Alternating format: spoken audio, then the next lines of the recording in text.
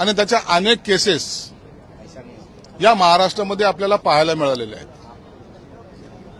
माझ्या विभागाच्या मार्फत सुद्धा अशा ज्यांच्यावर अट्रॉसिटीच्या अंतर्गत अन्याय अत्याचार झाला ज्यांनी गुन्हे नोंद केलेले आहेत त्यांना जवळपास 54 कोटी रुपयाचा निधी आतापर्यंत आम्ही वितरित केलेला आहे.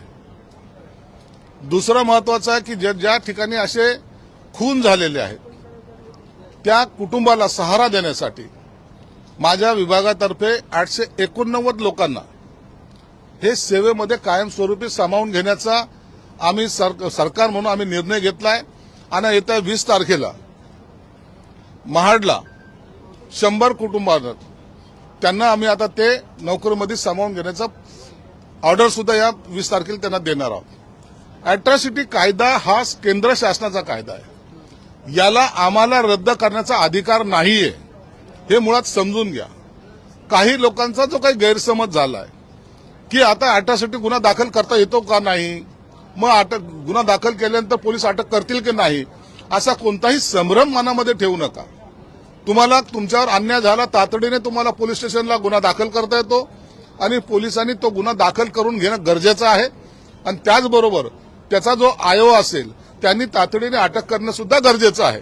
म्हणून त्याच्यामध्ये जी काही शंका कुशंका येते की नाही आता अट्रॉसिटी गुन्हा दाखल झाला तरीही अटक होणार नाही, म्हणून काही लोक जे काही त्याच्याबद्दलचा गैरसमज पसरवत आहेत कृपया त्याच्यावर लक्ष देऊ नका.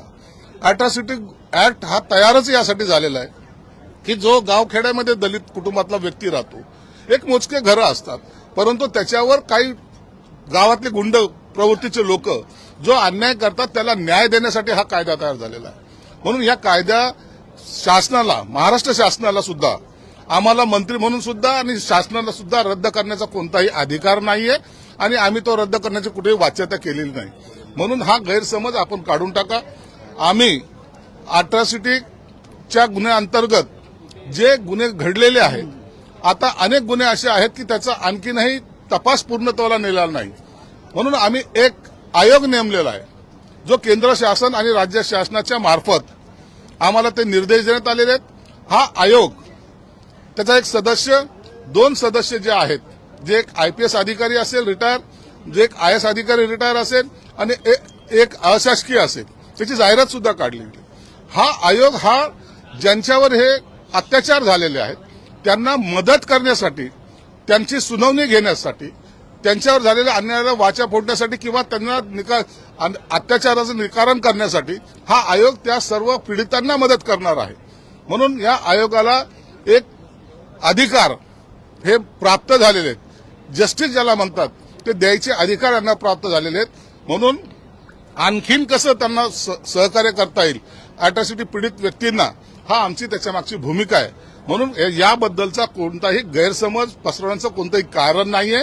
अट्रॉसिटी गुन्हा ऍक्ट हा कधी रद्द होणार नाहीये आणि ज्यांच्यावर हा अन्याय होईल त्याला तातडीने न्याय द्यायची भूमिका सरकारची आहे. नितीन राऊत यांनी आज बाबासाहेब आंबेडकर कन्व्हेन्शन सेंटरबाबत महत्त्वाचं विधान केलेलं आहे. बरेच आरोप सरकारवर केलेले, तुम्ही सुद्धा पाहणी केली होती याची, मागच्या अधिवेशनामध्ये काय म्हणाल?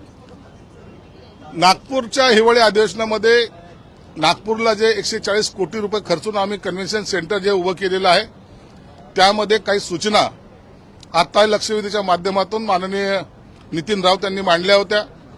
त्यामध्ये सर्वात महत्वाचा त्याची देखभालीचा विषय होता.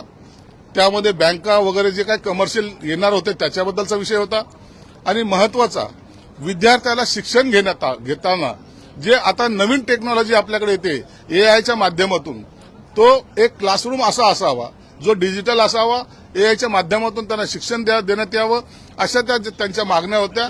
त्यासाठी माझ्या विभागातर्फे मी आज सभागृहामध्ये 5 कोटी रुपयाची घोषणा केलेली आहे आणि 3 महिन्यामध्ये ते सेंटर त्या स्थळी जे आम्ही 140 कोटी रुपये खर्च करून कन्व्हेन्शन सेंटर उभं केलं त्यामध्ये त्याचा स्थापना होईल आणि विद्यार्थ्यांना त्याचा लाभ घेता येईल. सर, बीते हफ्ते आपने विधान परिषद में एक स्टेटमेंट दिया था कि SC/ST एक्ट में कई तरह के जो हैं वो प्रावधान किए जाएंगे. क्या है वो आपके बयान, किस तरीके से बयान था, क्या मतलब? प्रावधान ऐसा नहीं था. मैंने जो वहां जो स्टेटमेंट किया, क्या स्टेटमेंट था? मेरा यही स्टेटमेंट था कि एट्रॉसिटी एक्ट के तहत जो गुन्हे दाखिल होते हैं उसका कोई आउटपुट जल्दी निकलता नहीं है, पीड़ित व्यक्ति जो होता है उसको न्याय मिलता नहीं। तो मेरे डिपार्टमेंट ने ऐसे पीड़ित का 2012 से लेकर अभी तक करीबन 889 केसेस ऐसे हुए जिनकी जान गई है। उनको हमने गवर्नमेंट ने ये डिसीजन लिया है कि उनको गवर्नमेंट के नौकरी में मर्ज किया जाए, उनको गवर्नमेंट की नौकरी दिए जाए। ये हमने बहुत बड़ा ऐतिहासिक निर्णय लिया है। सेकेंड थिंग, आज तक के जो पीड़ित है उनको करीबन 54 कोटी रुपए का अनुदान अभी तक हमने दिया है। ऐसी घटना होना नहीं चाहिए, इसलिए हम कायदा बदल नहीं सकते, हमको वो राइट्स भी नहीं है। ये सेंट्रल का कायदा है और ये कायदा बदलने के हम हमारे में या तो हमारे इसको कोई अधिकार भी प्राप्त नहीं होता। हम उसमें और सुधारना करना चाहते हैं। सुधारना यही कि ये जल्द गति से वो लोगों को न्याय मिलना चाहिए। इसलिए हमने एक आयोग जो केंद्र शासन के माध्यम से ही महाराष्ट्र शासन को वो दिया गया है और उसकी अमलबजावनी करने का काम महाराष्ट्र शासन कर रही है। वो ये है कि अपन जाहिरात के माध्यम से एक अध्यक्ष, 2 सदस्य, जो एक आईपीएस अधिकारी रहेगा रिटायर, जो एक आईएएस अधिकारी रहेगा रिटायर और एक अशासकीय सदस्य, ये लोगों ने ये जो पीड़ित लोगों की जो कोई केसेस पेंडिंग है वो तुरंत कैसे निकाला जाए, तुरंत कैसे उनको न्याय दिया जाए, इसलिए उनको सहकार्य करने के लिए और इनको पूरा अधिकार प्राप्त हो चुका है, कायदेशीर पूरा अधिकार इनको प्राप्त है।